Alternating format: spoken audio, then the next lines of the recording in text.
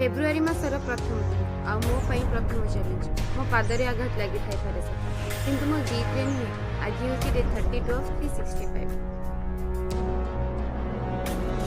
जीवन जिते बाट गाले से बाट परिवर्तन करने पड़े ना कि अटकी जा। मो पादरे आघात लगी किंतु मो मन आज भी फुल जोश रे।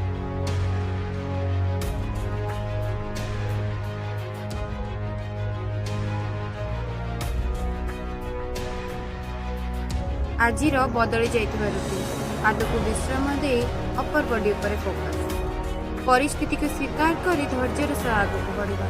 आज खाद्य एवं मानसिक शांति उपर अधिक गुरुत्व देवा।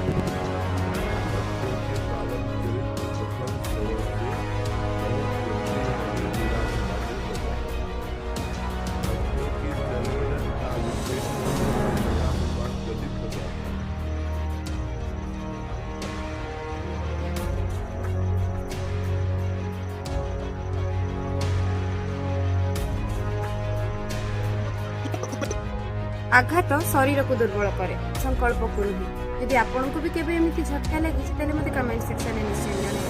देखा काली 33